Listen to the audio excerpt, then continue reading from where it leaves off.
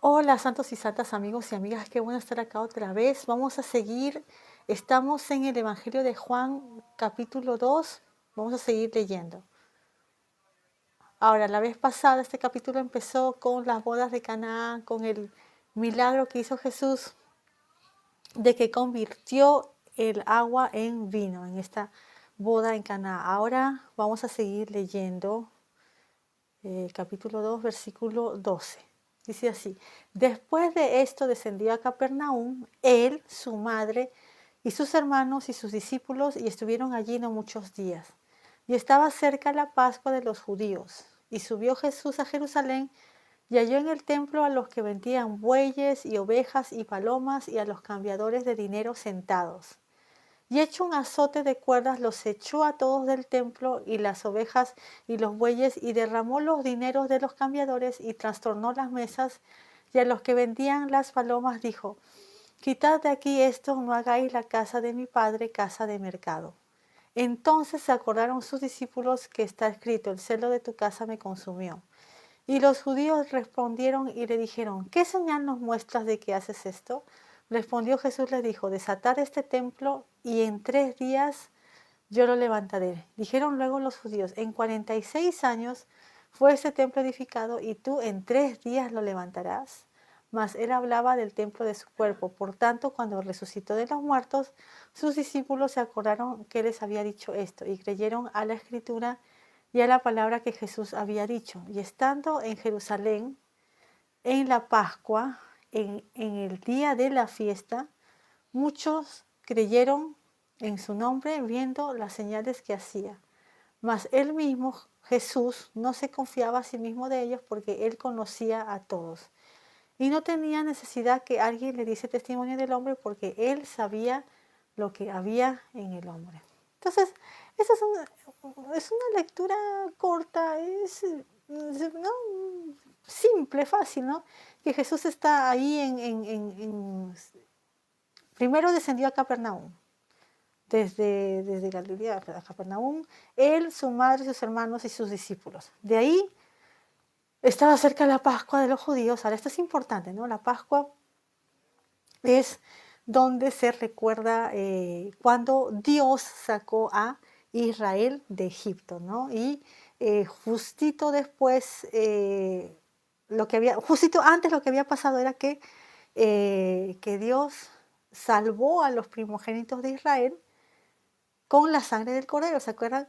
Esa fue como la última plaga. El pueblo de Israel tenía que unos días antes tener un cordero bueno, perfecto, eh, y 4 días, el 10 del mes, y ahí el día 14 lo sacrificaban y mm, lo, ¿cómo se dice? Cuando lo ponen al horno, ¿no? Lo asaban, ¿no? Lo asaban al cordero y de ahí lo comían con hierbas amargas y con panes sin levaduras, ¿no? Y no, pero antes de comerlo, antes de cocinarlo, ¿qué tenían que hacer? Lo sacrificaban, reunían la sangre del cordero y con esa sangre tenían que pintar arriba de las puertas de sus casas, tenían que pintar con la sangre del cordero. Y esa noche, creo que a la medianoche, no sé, iba a venir la muerte, ¿no? El ángel de la muerte, y toda aquella casa que no tenía la sangre del cordero, el primogénito moría. Pero como el pueblo de Israel, Dios le dio estas instrucciones, ellos obedecieron, sacrificaron al cordero, agarraron la sangre y pintaron la casa con la sangre del cordero, ¿no? Y cuando el ángel de la muerte pasó por ahí, pues no, ya la sangre del cordero había salvado al primogénito, a la familia, ¿no?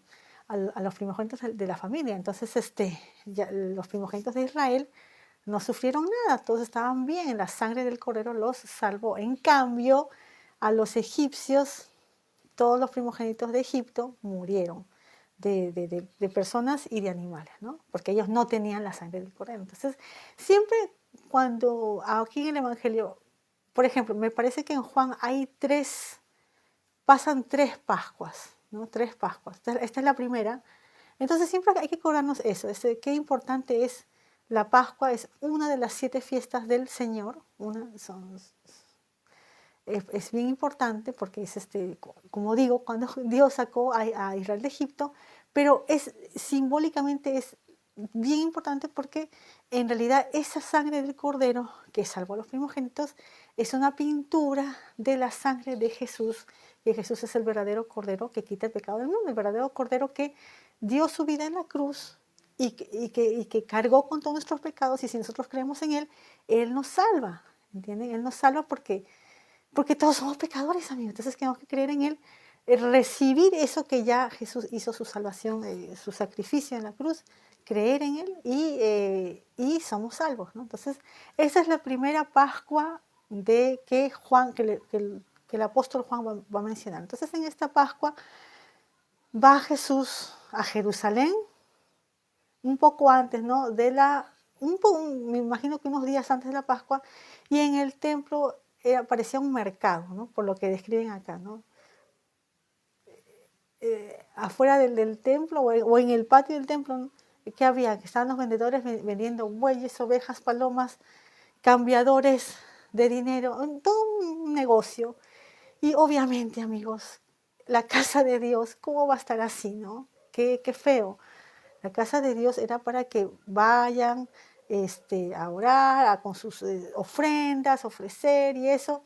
¿Y cómo va a haber todo este negociazo de los bueyes, de las ovejas, los cambiadores? ¿Cómo va a ser eso, no? Qué falta de respeto. Entonces, ¿qué hizo Jesús? Hizo un azote de cuerdas y los echó a todos. Dice acá que los echó a todos. O sea, que no echó a uno, a todos, echó a todos estos vendedores con sus animales, los echó del templo y echó las mesas abajo, ¿no? Y a veces es un poco difícil de creer, ¿no? Porque Jesús es tan bueno y a veces nosotros tenemos una idea de lo que bueno nunca va a ser una cosa así, pero no, amigos, no solamente que Jesús es bueno, y porque lo es, y Él es Dios, sino que Dios, Jesús es justo y bueno y tiene que hacer justicia. Y eso es lo que estaba acá, porque ¿cómo va a estar en la casa del templo de Dios todo tremendo negocio y con animales y con dinero y con negocio? No, no estaba bien, ¿no?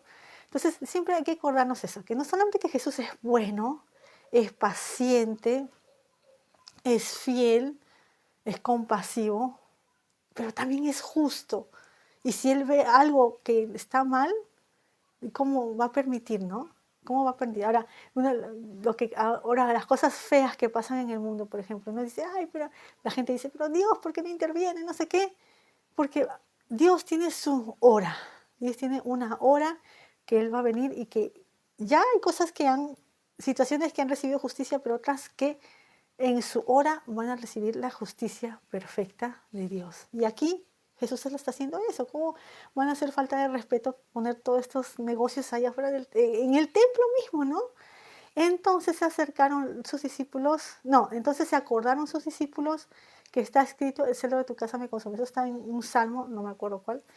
Jesús echó a todos los que vendían y dijo, quitad de aquí esto, no hagáis la casa de mi padre casa de mercado. Entonces Jesús siempre estaba consciente, siempre, aún se acuerdan en el Evangelio de Lucas cuando tenía 12 años y se quedó en Jerusalén y sus padres ya se habían ido, pero se quedó en el templo hablando con los maestros de la ley. Jesús siempre sabía quién era Él, que Él es el Hijo de Dios. Él siempre sabía eso, ¿no? Así como cuando era niño, siempre él sabía quién era y que Dios Padre es su Padre y que nadie conoce a Dios Padre como lo conoce Jesús, porque Jesús está con él. Nadie ha visto a Dios Padre jamás, ¿verdad? Pero Jesús sí, entonces él siempre está consciente de quién es él, ¿no? Que Jesús es el Hijo de Dios, ¿no? Entonces, se acordaron los discípulos que está escrito el celo de tu casa me consume, está en uno de los salmos, no me acuerdo cuál, y los judíos respondieron, ¿qué señal nos muestras de que haces esto? O sea, como que con qué autoridad haces esto, ¿no? Danos una señal, siempre pidiendo señales, ¿no? Danos una señal para creerte, ¿no? Cuando en realidad sus corazones no están abiertos el mensaje de Jesús. Eso ya lo vamos a ver, ¿no? Los líderes religiosos. Hay algunos, bien poquitos, pero la mayoría no cree. Respondió Jesús y le dijo, desatad este templo y en 3 días yo lo levantaré. Y obviamente aquí Juan aclara que él está hablando del templo de su cuerpo, porque su cuerpo va a ser crucificado, va a morir, pero en 3 días iba a resucitar, ¿no? Pero los líderes no entendían, entonces dijeron, en 46 años fue este templo edificado, y tú en 3 días lo levantarás, más él hablaba del templo de su cuerpo. Y cuando resucitó, los discípulos se acordaron de esto mismo que está pasando en el capítulo 2 de Juan, ¿no? De sus palabras, de que desatan el templo y en 3 días lo iba a, levantar. Ok. Entonces ya, ahora sí, ya es el día de la Pascua. Esta es la primera Pascua en el Evangelio de Juan. Es el día de la fiesta y muchos creyeron en su nombre. Qué bueno. Eso es lo que se necesita para recibir la salvación de Jesús. Vamos a prestar atención todas las veces en este Evangelio cuando dice todos creyeron, ellos creyeron, él creyó, ella creyó. Eso es lo que se necesita para recibir la salvación, creer en Jesús. Y eso es lo que pasaba con los líderes religiosos. Los líderes piden señal, señal, señal, y Jesús hizo muchas señales, pero los líderes no creían. Entonces, creer es lo fundamental, pero creer de verdad, totalmente. Creer de tal manera, amigos, que nosotros confiamos totalmente en Dios. Ese es el tipo de fe que se necesita para recibir salvación. No es difícil, es creer, confiar en Dios, que Jesús es Dios, es el Hijo de Dios, es Dios. Él murió en la cruz, Él resucitó, y como murió en la cruz, cargó con todos los pecados de la humanidad, incluidos mis pecados y tus pecados, y nosotros creemos en Él. Entonces Dios nos salva, Él mismo nos salva. Creemos que Él pagó por nuestros pecados y que Él murió y resucitó y Él es Dios, y lo recibimos esa salvación, la recibimos y confiamos en Él. Y eso es el comienzo, amigos, eso es el comienzo de una relación diaria con nuestro Salvador Jesús. ¿Okay? ¿Y qué más dice acá? Un poco triste lo que dice, ¿no? Que muchos creyeron, ¿ok? Bien, porque eso es lo que se necesita para ser salvo, para toda la humanidad, creer en Él, pero que dice que el mismo Jesús no se confiaba a sí mismo de ellos porque Él conocía a todos.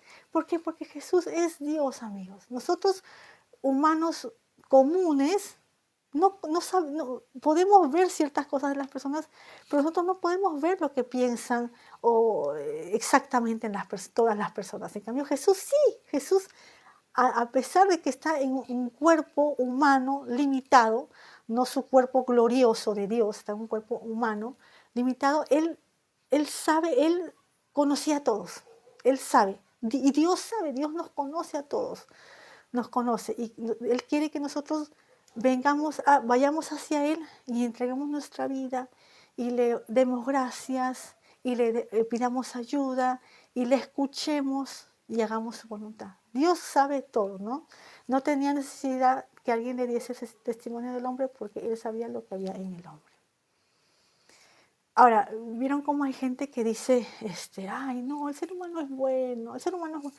No, amigos, porque si fuera bueno el ser humano, aquí Juan diría, el ser humano es bueno, o diría, Jesús sabía que el hombre era bueno, y no es así, nadie es bueno, nadie. Y Dios pide la perfección, entonces no hay manera, la única manera de ser salvos es creer en Jesús y lo que Él hizo por nosotros y que Él es Dios. ¿Vieron cómo acá no tenía necesidad de que alguien le diese testimonio del hombre porque Él sabía lo que había en el hombre? ¿Qué quiere decir, amigos? ¿Que el hombre es bueno? No, el hombre no es bueno. Y un hombre no tiene que ser, o una mujer no tiene que ser algo grave, no tiene que pecar gravemente para ser malo. Ya una mentirita, ya perder la paciencia, ya enojarse extremadamente, eso ya está mal. Ya somos todos pecadores, ¿entienden?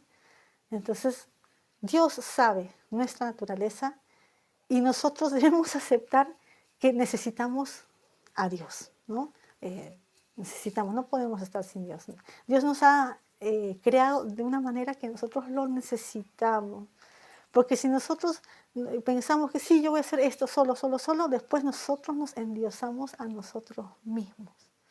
Y ahí viene un gran egoísmo y una vanidad y nada bueno viene de eso. Necesitamos a Dios. Él nos ayuda a entregar nuestros pensamientos, nuestras preocupaciones, nuestro todo a Jesús. Y Él nos ayuda. Entonces nos vamos a quedar acá y ya, si Dios quiere, seguimos mañana. Chao.